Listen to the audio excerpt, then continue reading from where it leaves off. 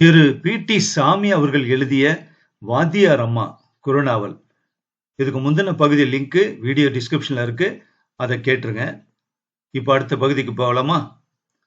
பகுதி 2, அத்தியாயம் 3. ரகுநாத் மூர்க்கத்தனமாக நடந்து காரோட்டியின் கன்னத்தில் அறைந்ததை நேருக்கு நேராய் பார்த்த மஞ்சுளா, தெய்வமே, இப்படிப்பட்ட மனிதர்கள் இன்னும் இந்த உலகத்தில் இருக்கிறார்களே, அவர்களுக்கு நல்ல புத்தியை கொடுக்க கூடாதா என்று நினைத்து வருந்தினாள். பணம் இருந்துவிட்டால் எப்படி வேண்டுமானாலும் நடந்து கொள்ளலாம் என்ற எண்ணமா? இதை போன்ற எதேச்சாதிகாரத்திற்கு முடிவே கிடையாதா? மஞ்சுளாவின் இளகிய உள்ளம் வேதனையை கடலாக மாற்றியது. ஆனாலும் அவளால் என்ன செய்ய முடியும்? ரகுநாத்தை பார்த்து பேசவோ புத்திமதி கூறவோ அவள் கொஞ்சமும் விரும்பவில்லை. அவனுடைய முகத்தை என்றைக்குமே பார்க்க கூடாது என்பதுதான் அவளுடைய ஒரே வைராக்கியம். ஆனாலும் இனி என்ன செய்வது? பார்த்தே தீர வேண்டிய நிர்பந்தத்தை விதி தானாகவே ஏற்படுத்தி கொடுத்து விட்டதே. அன்று மாலையில் மற்ற ஆசிரியர்களுடனும் கலந்து பேசிவிட்டு ரவியை பள்ளிக்கூடத்தில் சேர்த்துக் கொள்வது சம்பந்தமாக பதில் எழுதி அனுப்பினாள். வகுப்பில் ஒரு பையனுக்குரிய இடம் இருப்பதால் மறுக்க முடியவில்லை.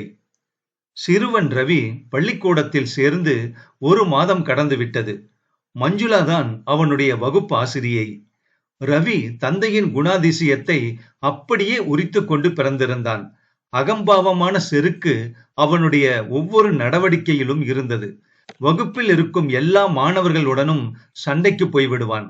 ஆசிரியர்களிடம் கூட மரியாதையாக நடந்து கொள்வதில்லை. மஞ்சுளா அவனால் மற்ற மாணவர்களும் மாணவிகளும் கெட்டுப்போய் விடுவார்களோ என்று நினைத்து வருந்தினாள். ஒரு குடம் பாலை கெடுப்பதற்கு சிறியதொரு உப்புக்கல் போதாதா? மற்ற ஆசிரியைகளும் அவனை பள்ளிக்கூடத்தில் இருந்தே விலக்க வேண்டும் என்று தலைமை ஆசிரியை மஞ்சுளாவிடம் புகார் செய்தார்கள். ஆனால் மஞ்சுளா அந்த கருத்தை ஏற்றுக்கொள்ளவில்லை. அன்பினால் எப்படியும் அவனை திருத்திவிட முடியும் என்று நம்பிக்கை தெரிவித்தாள். சிறுவன் ரவியினால் மஞ்சுளா எத்தனையோ தொல்லைகளை அனுபவித்தாள் என்றுதான் சொல்ல வேண்டும். அவனை கண்காணித்து கொஞ்சம் கொஞ்சமாக அறிவு புகட்டுவதற்குள் போதும் என்றாகிவிட்டது மஞ்சுளாவுக்கு. அவன் மற்ற மாணவர்களையும் மாணவிகளையும் வம்பு கிழுப்பதிலும் தலையில் குட்டுவதிலுமே முழு நேரத்தையும் செலவழித்து வந்தான். இதனால் வகுப்பில் ஒழுங்காக பாடமே நடைபெறுவதில்லை. சதாவும் அவனால் கூச்சல் தான் வகுப்பில்.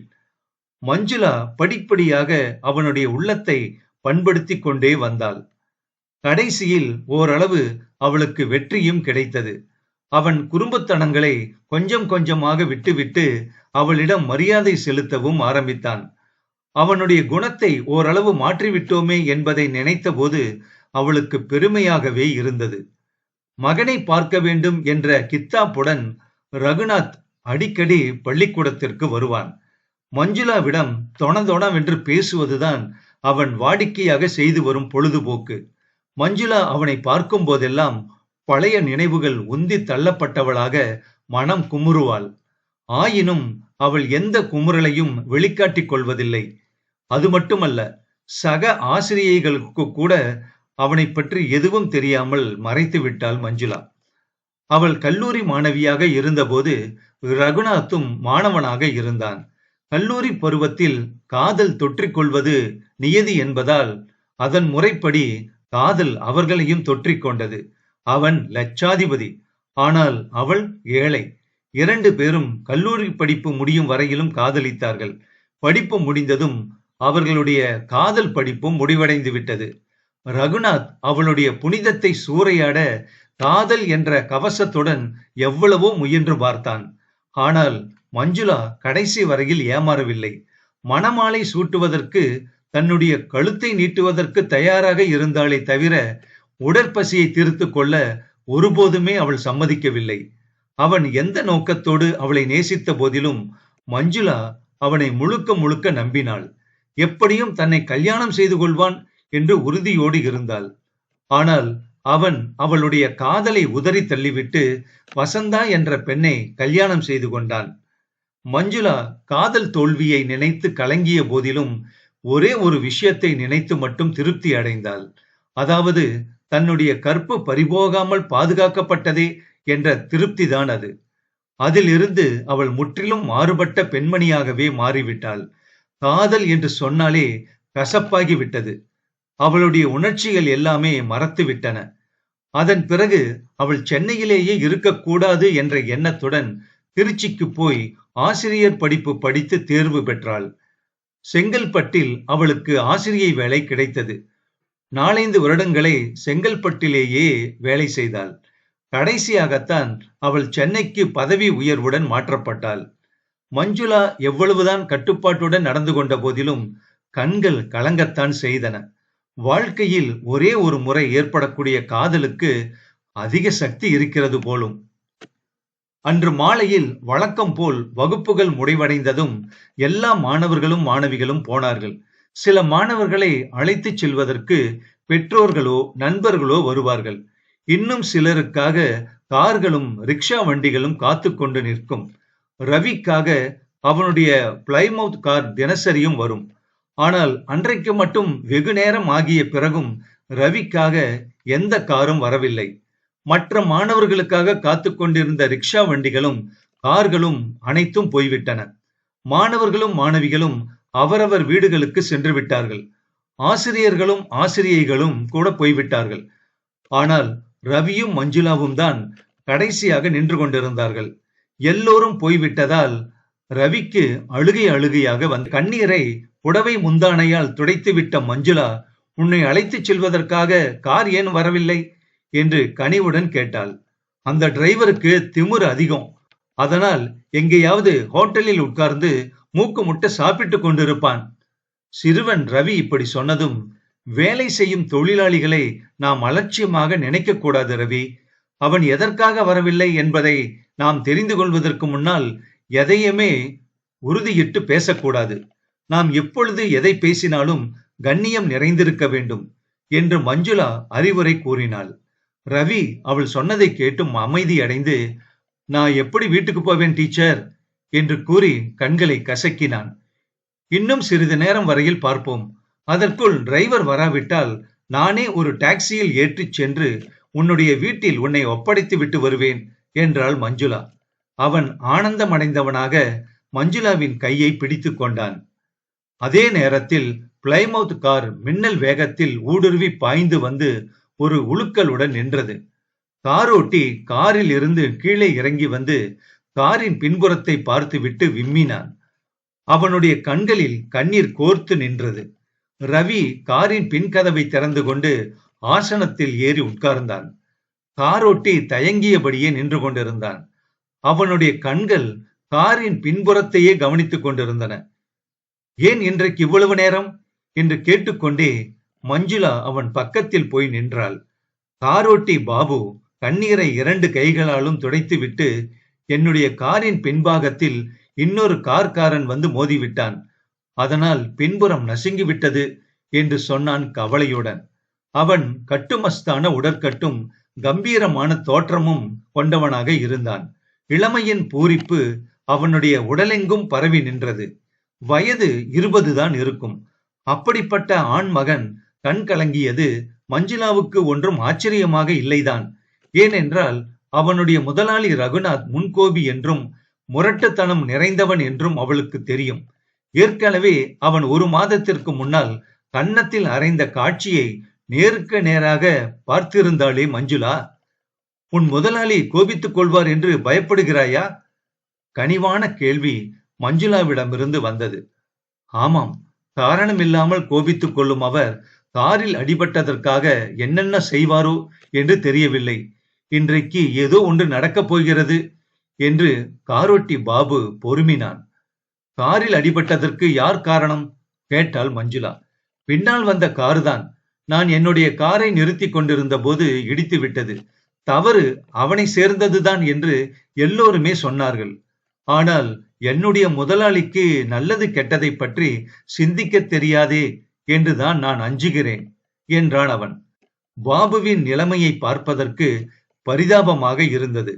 அவனுக்காக மிகவும் வருத்தப்பட்டாள் மஞ்சுளா. இப்படிப்பட்ட வாலிபன் ஒருவன் வீணாக உதைவாங்க போகிறானே என்ற கவலை அவளையும் ஆட்கொண்டது.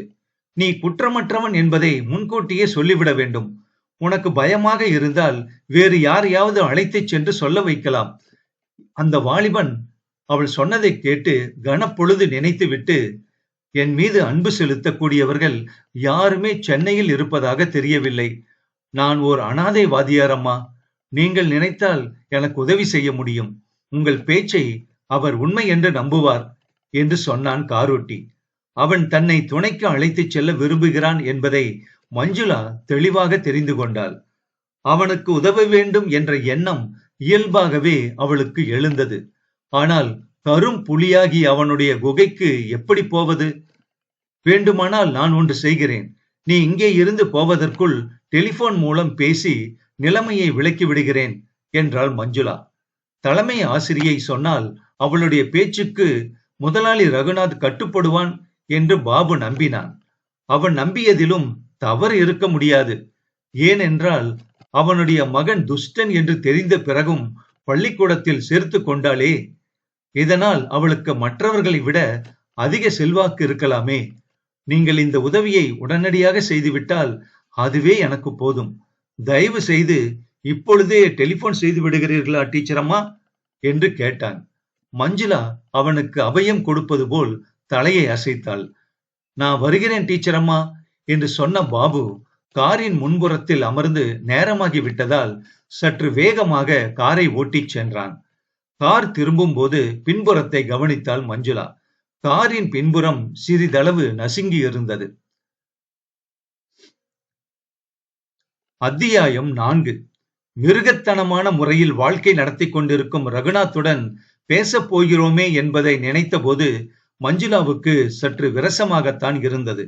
அவனுடைய முகத்திலேயே விழிக்க கூடாது என்று நினைத்துக் கொண்டிருந்த அவள் பேசுவதற்கு எப்படி மனம் ஒப்புவாள்? ஆயினும் அப்பாவி வாலிபனாகிய பாபுவை காப்பாற்ற வேண்டும் என்ற எண்ணத்துடன் தன்னுடைய அறையினுள் சென்று ரகுநாத்துக்கு டெலிபோன் செய்தாள். நான் தான் ரகுநாத் ஸ்பீக்கிங் என்று மறுமுனையில் இருந்து பதில் வந்ததும் மஞ்சுளா விபத்தை பற்றிய விவரத்தை கூறிவிட்டு, உங்கள் பாபு குற்றமற்றவன், அதனால் அவனை மன்னித்து விடுங்கள் என்று சொன்னாள். ஆனால் அதற்கு அவன் கூறிய பதிலோ, மஞ்சுளா, இது உனக்கு கொஞ்சமும் சம்பந்தமில்லாத விஷயம். அதனால் நீ இதில் தலையிடாதே. மேலும் பாபு வாலிபன். அவனுக்காக நீ பரிந்து பேசினால் பார்ப்பவர்கள் வித்தியாசமாக நினைத்துக் கொள்வார்கள். மேலும் உனக்கும் வயது அதிகமாகிவிடவில்லையே. பார்ப்பதற்கு கல்யாண பெண்ணை போல்தானே ஜம்மென்று இருக்கிறாய். எனக்கே சில நேரங்களில் பழைய நினைவுகள் வந்து விடுவதுண்டு. அதற்கு மேல் மஞ்சுளாவால் அதை கேட்டு சகித்து கொள்ள முடியாததால் ரிசீவரை அதற்குரிய இடத்தில் வைத்துவிட்டு மிகுந்த வேதனையை அனுபவித்தாள். அவன் எப்படிப்பட்ட இரக்கமற்ற வார்த்தைகளை சொல்லிவிட்டான். கொஞ்சமாவது மனிதாபிமானம் இருந்தால் இப்படியெல்லாம் பேசுவானா? பாபு வாலிபனாம். அவனுக்காக பரிந்து பேசினால் பார்ப்பவர்கள் வித்தியாசமாக நினைத்துக் கொள்வார்களாம். அப்படி நினைத்துக் கொள்வதற்கு என்ன இருக்கிறது? அவனுக்கு அதிகபட்சம் 20 வயது இருக்க முடியாது. ஆனால் எனக்கோ 30 வயதுக்கு மேலாகிவிட்டது. பார்ப்பவர்களுக்கு வயதில் உள்ள இந்த ஏற்றத்தாழ்வுகளா தெரியாது? மஞ்சுளா மிகுந்த குழப்பம் அடைந்தவளாக வீட்டுக்கு வந்தாள். மனதை கவலை அழுத்திக் கொண்டே இருந்ததால் அமைதி கொஞ்சம் கூட ஏற்படவில்லை. அன்று இரவு மணி 11 இருக்கும். மஞ்சுளாவுக்கு இன்னும் தூக்கம் வரவில்லை. படுக்கையில் படுத்திருந்த போதிலும் கண்களை திறந்தபடியேதான் இருந்தாள். வாழ்க்கையில் அமைதியான ஓர் உலகத்தில் சஞ்சாரம் செய்து கொண்டிருக்க வேண்டும் என்றுதான் நினைத்துக் கொண்டிருந்தாள். ஆனால் அந்த நினைப்பு, எண்ணம் ஆகியவை எல்லாம் விழலுக்கு இறைத்த நீரைப் போல நின்றுவிட்டன. பாபுவை அவளால் கற்பனை செய்து கூட பார்க்க முடியவில்லை. எப்படிப்பட்ட கெட்ட குணமும் அயோக்கியத்தனமான புத்தியும் இருந்திருந்தால் ரகுநாத் இப்படி ஆணவமாக பேசுவான்? எல்லோரையும் அவன் தன்னை போலவே நினைத்துக் கொண்டிருக்கிறானா? இல்லாவிட்டால் இவ்வளவு தைரியமாக ஒருபோதுமே பேசியிருக்க முடியாதே. மஞ்சுளா படுக்கையில் புரண்டு குப்புறப்படுத்தாள். முகம் தலையணைக்குள் அழுந்தியது. பாபுவை எப்படியும் ரகுநாத் அடித்து நொறுக்கி இருப்பான். சிகரெட்டு குடித்துக் கொண்டிருந்ததற்கே கொஞ்சமும் சகித்துக் கொள்ளாமல் கன்னத்தில் அறைந்த அவன் இவனை இப்போது விட்டு வைப்பானா? அவள் ஏதேதோ நினைத்து கவலைப்பட்டுக் கொண்டிருந்த போது கதவை படபடவென்று இடிக்கும் ஓசையும், டீச்சரம்மா டீச்சரம்மா என்று பரபரப்புடன் அழைக்கும் குரலும் கேட்டன. பாபுதான் தன்னை அழைக்கிறான் என்பதில் கொஞ்சமும் சந்தேகமில்லை. அவனுக்கு என்ன ஆபத்து ஏற்பட்டதோ? மஞ்சுளா வாரி சுருட்டி கொண்டு எழுந்து சென்று கதவை திறந்தாள்.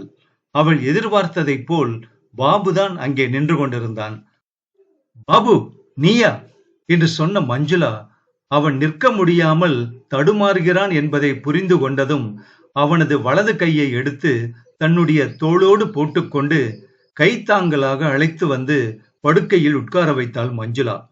உடனே அவன் படுக்கையில் படுத்துக் கொண்டான். இளம் ரத்தம் பாய்ந்தோடக்கூடிய பாபுவுக்கா இந்த நிலைமை என்று எண்ணிய மஞ்சுளா அவனுடைய உடம்பின் மீது பார்வையை ஓடவிட்டாள். சட்டையின் சில பகுதிகளில் திட்டு திட்டாக ரத்தம் கசிந்திருப்பது தெளிவாக தெரிந்தது. அவனை ரகுநாத் அடித்திருக்கிறான் என்பதை தெரிந்து கொண்ட மஞ்சுளா, உன்னை அவர் அடிச்சாரா என்று பதட்டத்துடன் கேட்டாள். பாபுவால் பேசவே முடியவில்லை. அவன் மெல்ல எழுந்து கட்டிலின் மீது உட்கார்ந்து கொண்டு திறப்பு வைக்க தைக்கப்பட்டிருந்த சட்டையை விளக்கினான். என்ன அக்கிரமம்! வரிப்புலியைப் போல் அவனுடைய உடலெங்கும் வளைந்த இரத்த கோடுகள் காணப்பட்டன. சவுக்கினால் அடித்ததால் ஏற்பட்ட காயங்கள் தான் அவை. பாபு, என்ன இதெல்லாம் என்று பதறிய மஞ்சுளா மேலே இருந்த மின்சார விசிறியை சுழல விட்டுவிட்டு சமையல் அறையினுள் ஓடினாள். பாபு வலி பொறுக்க முடியாமல் துடித்துக் கொண்டிருந்தான். அவனால் கட்டிலில் படுத்துக் கொண்டிருக்கவும் முடியவில்லை. எங்கே சாய்ந்தாலும் அந்த இடத்திலெல்லாம் தசை வலித்தது. சிறிது நேரத்திற்கெல்லாம் மஞ்சுளா கொதித்த வெந்நீர் எடுத்துக்கொண்டு வந்து சுத்தமான துணியை அதில் நனைத்து எடுத்து பிழிந்து அவனுடைய உடலெங்கும் லேசாக ஒத்தடம் கொடுத்தாள். பாபுவுக்கு அது இதமாக இருந்தது. தன்னுடைய உடலின் பல பகுதிகளையும் அவளுக்கு வசதியாக்கி கொடுத்தான். அவன் பெண்ணின் ஸ்பரிசத்தையே இதுவரையிலும் பெற்றதில்லை. அதனால் மஞ்சுளாவின் கரம் உடம்பில் பட்டபோது எத்தனையோ விதமான உணர்ச்சிகளை அடைந்தான். உடலில் கிளுகிளுப்பு ஏற்பட்டு கூச்சம் உண்டாவதை போன்ற பிரமையும் எழுந்தது. மஞ்சுளாவின் மென்மையான பசுமையான கரம் அவனுடைய உடம்பில் பட்டபோது அவன் இந்த உலகத்திலேயே இருக்கவில்லை. தன் உடலெங்கும் பலமான காயம் ஏற்பட்டிருக்கிறது என்பதையும் தாங்க முடியாத வலி ஏற்பட்டிருக்கிறது என்பதையும் அவன் மறந்துவிட்டான். ஆனால் மஞ்சுளா அவற்றை எதையுமே கவனிக்கவில்லை. அவனுடைய வலியை போக்குவதிலும் ரத்தம் கசிந்திருக்கும் இடங்களில் டிஞ்சரில் பஞ்சை தோய்த்து எடுத்து போடுவதிலேயே கண்ணும் கருத்துமாக இருந்தாள். பாபு, எப்படி இருக்கு உடம்பு? வலி பரவாயில்லையா? பாபு அவளுடைய 2 கைகளையும் பற்றி கண்களில் ஒத்திக் கொண்டு வணங்கினான். ஒரு மிருதுவான சுகம் அப்பொழுது அவனுக்கு ஏற்படத்தான் செய்தது. டீச்சரம்மா, உங்களை என்னன்னு புகழ்றதுன்னே எனக்கு தெரியல. உங்களுடைய அன்பு கிடைக்க பெற்றனா ரொம்ப பாக்கியசாலி. அவன் கட்டிலை விட்டிறங்கி நின்றான். ஏன் அதுக்குள்ள? கட்டிலில் படுத்துக்கோ. 2 தினங்கள் நன்றாக ஓய்வெடுத்துக் கொண்டால் காயங்கள் ஆறிவிடும் என்றாள் மஞ்சுளா. என் காயங்கள் ஆறுவதை பற்றி நான் கொஞ்சமும் கவலைப்படவில்லை டீச்சரம்மா. உங்கள் பேச்சையும் அலட்சியப்படுத்தி என்னை அடித்து நொறுக்கிய ரகுநாத் மீது போலீசில் புகார் செய்ய போகிறேன். அவனுக்கு புத்தி புகட்டாமல் நான் விடப்போவதில்லை. என்னதான் முதலாளியாக இருந்த போதிலும் தொழிலாளியை கை நீட்டி அடிப்பது தப்பல்லவா? அவர்கள் போலீசாரிடம்தான் நியாயம் தேட முடியும். மஞ்சுளா அவன் எதிர்த்து அடிக்காமல் வந்திருக்கிறான் என்பதை நினைத்து மகிழ்ந்த போதிலும் ஏழை ஒருவன் கொடுமைப்படுத்தப்பட்டிருக்கிறானே என்று மிகவும் வருந்தினாள். இந்த மாதிரியான மனித மிருகங்களுக்கு பாடம் புகட்ட வேண்டியது முறைதான். அப்பொழுதுதான் மற்றவர்களிடமாவது மனிதாபிமானத்துடன் நடந்து கொள்வார்கள். ஆனால் போலீஸ் மூலம் நடவடிக்கை எடுப்பதை அவள் கொஞ்சமும் விரும்பவில்லை. எதையுமே கூடி பேசி சுமூகமாக தீர்த்து கொள்ளலாம் என்ற நம்பிக்கை உடையவள் அவள். பாபு, நீ போலீசுக்கு போவதை நான் கொஞ்சமும் விரும்பவில்லை. அவர்கள் வழக்கு தொடர்ந்து அவருக்கு தண்டனை கிடைத்து விடுவதாகவே வைத்துக் கொள்வோம். உன் மீது விழுந்த தழும்புகள் மறையுமா என்று கேட்டாள். மறையாது என்பது உண்மைதான். ஆனால் கொத்தி விட்டது கருணாகம் என்பது தெரிந்த பிறகு அதை அடித்து கொள்ளாமல் உயிருடன் விடலாமா? அந்த நாகத்தால் என்னை போன்ற பலருக்கு தீங்குதான் ஏற்படும். பாபு எவ்வளவுதான் சொன்ன போதிலும் போலீஸ் ஸ்டேஷனுக்கு போகும் எண்ணத்தை மஞ்சுளா கொஞ்சம் கூட வரவேற்கவில்லை. கடைசியில் அந்த எண்ணத்தையே அவன் கைவிடும்படி செய்தாள். அப்படியானால் ரகுநாத்தை போன்ற கயவர்கள் இனிமேலும் வாழத்தான் வேண்டுமா என்று எதிர்கேள்வி கேட்டான் பாபு. கயவர்கள் சிறிது காலம் எதேச்சாதிகாரத்துடன் வாழ்ந்த போதிலும் காலம் அவர்களுடைய கொட்டத்தை தாமாகவே அடக்கிவிடும். அதனால் அவரை தண்டிக்கும் பொறுப்பை நாம் இயற்கைக்கு ஒப்படைத்து விடுவோமே. அவருடைய மகன் இப்பொழுது மற்றவர்களோடு சேர்ந்து பழகும் நல்ல பையனாக மாறிவிடவில்லையா? பாபு வெளியே போவதுதான் நல்லது என்ற எண்ணத்துடன் உங்கள் சொற்படியே நான் நடப்பேன் என்று சொல்லிவிட்டு, உங்களுடைய உதவிக்கு எப்படி கைமாறு செய்வது என்று தோன்றாமல் நான் விழிக்கிறேன் டீச்சர் அம்மா. என்றைக்காவது என் கடமையை நிறைவேற்றும் காலம் வரும் என்ற நம்பிக்கையுடன் இப்போது நான் புறப்படுகிறேன். டீச்சர் அம்மா, நான் போய் வரட்டுமா என்று கூறி கண் கலங்கினான். இல்ல பாபு, நீ எங்குமே போகக்கூடாது. உனக்கு நல்ல நிலைமை வரும் வரையில் நீ என்னுடன் தான் இருக்க வேண்டும். மஞ்சுளா பளிச்சென்று சொல்லிவிட்டாலே தவிர அதன் பிறகு ஏன் இப்படி சொன்னோம் என்று நினைத்து வருந்தினாள். ஆனாலும் மிகுந்த துன்பத்தை அனுபவித்துக் கொண்டிருக்கும் அவனை வெளியே விட்டு விடுவதற்கு கொஞ்சமும் அவள் விரும்பவில்லை. அவன் தன்னுடனேயே எப்பொழுதும் இருக்க வேண்டும் என்ற எண்ணம், அவனை பார்த்து கொண்டே இருக்க வேண்டும் என்பதை போன்ற மயக்கம் எல்லாமே இருந்தது. பாபு அவள் என்ன அர்த்தத்தில் இப்படி சொன்னாள் என்பதை புரிந்து கொள்ளாமல் விழித்தான். ஒருவேளை அவள் தன்னை நேசிக்கிறாளா? பின்பு மஞ்சுளா கட்டில் ஓரமாக நின்று கொண்டு, ஏதாவது சாப்பிட்டாயா பாபு என்று மிகுந்த கனிவோடு கேட்டாள். ஆமாம் என்று பாபு பதில் சொன்னான். நீ பொய் சொல்லுகிறாய் என்பது தெளிவாக தெரிகிறது பாபு. இரு, காஃபி போட்டு எடுத்து வருகிறேன் என்று சொன்ன மஞ்சுளா முதலில் அலமாரியை திறந்து சில பிஸ்கட்டுகளை எடுத்து ஒரு பீங்கான் பிளேட்டில் வைத்து கொண்டு வந்து கொடுத்தாள். பாபுவின் நெஞ்சு நெகிழ்ந்தது. வாத்தியார் அம்மாவுக்குத்தான் எவ்வளவு அன்பு, கருணை. இந்த கருணைக்கும் அன்புக்கும் என்ன அர்த்தம்? அதுதான் அவனுக்கு புரியவில்லை. ஆனாலும் அவற்றிற்கு பின்னணியில் ஏதோ ஒன்று இருக்கக்கூடும் என்பதை மட்டும் அவன் உணர்ந்தான். மஞ்சுளா அவன் பிஸ்கட்டுகளை சாப்பிட்டு முடிப்பதற்குள் காஃபி தயாரித்து எடுத்து வந்து கொடுத்தாள். எவர் செல்வ டம்ளரை பற்றிய போது தற்செயலாக மஞ்சுளாவின் கையை தீண்டிவிட்டான் பாபு. அப்போது மின்சாரம் பாய்ந்து விட்டதை போன்ற உணர்ச்சி ஏன் ஏற்பட வேண்டும்? உடலெங்கும் ஒருவித புல்லரிப்பு ஏற்படுவானேன்? எனக்காக நீங்கள் மிகுந்த சிரமப்படுகிறீர்கள் டீச்சர் அம்மா. தூங்கக்கூடிய உங்கள் பொன்னான நேரத்தை நான் வீணாக்கி விட்டேன் என்று வருந்தினான் பாபு. அப்படியெல்லாம் ஒன்றுமில்லை பாபு. கஷ்டப்படுபவர்களுக்கு உதவி செய்வது என்றால் எனக்கு மிகுந்த திருப்தியாகத்தான் இருக்கும். மஞ்சுளா இப்படி சொன்னபோது அவளுடைய குரல் ஏனோ நடுங்கியது. அதை பாபு கவனிக்க தவறவில்லை. அவளுடைய குரல் நடுக்கத்திற்கான காரணத்தை அலசி ஆராய்வதில் மூழ்கினான் பாபு. ஆனால் அடுத்த கணமே தான் செய்வது தவறு என்று மனசாட்சி இடித்து கூறியது. உதவி செய்யும் அந்த பெண்மணியை பற்றி தப்பாக நினைக்கலாமா? அதை போன்ற துரோகம் வேறென்ன இருக்க முடியும்? மஞ்சுளா கல்யாணமாகாதவள்தான். ஆனால் அவளுடைய வயது 30 கடந்து விட்டது. காலாகாலத்தில் அவளுக்கு கல்யாணமாகி இருந்தால் கல்யாண வயதில் அவளுக்கும் ஒரு மகள் இருப்பாள். அவன் எதையோ நினைத்து குழம்புகிறான் என்பதை புரிந்து கொண்ட மஞ்சுளா, எதை பற்றியும் சிந்திக்காமல் அமைதியாக படுத்து தூங்கு பாபு. விடிந்த பின்பு அடுத்து நாம் என்ன செய்யலாம் என்பதை பற்றி யோசிக்கலாம் என்று கூறினாள். பாபு தன் தலையை அசைத்ததும் மஞ்சுளா ஒரு போர்வையை எடுத்து அவனுடைய காலில் இருந்து கழுத்து வரையிலும் இழுத்து போர்த்தினாள். அப்போது பாபுவின் உடலெங்கும் வியர்த்து கொட்டியது. எத்தனையோ விதமான கற்பனை உணர்வுகள் பொங்கி மறைந்தன. பின்னர் மஞ்சுளா ஜன்னல்களை மூடிவிட்டு பக்கத்து அறையினுள் சென்று கதவை மூடி தாளிட்டுக் கொண்டாள். படுத்துக் கொள்வதற்கு பழைய புடவை ஒன்றைத்தான் அவள் உபயோகப்படுத்திக் கொள்ள வேண்டியதாக இருந்தது. மஞ்சுளா படுத்துக்கொண்டே கற்பனை உலகில் சஞ்சரிக்க தொடங்கினாள். அவளுடைய உள்ளம் எதையோ நினைத்து குழம்பியது. இந்த குறுநாவல் அடுத்த பகுதியில் தொடரும்.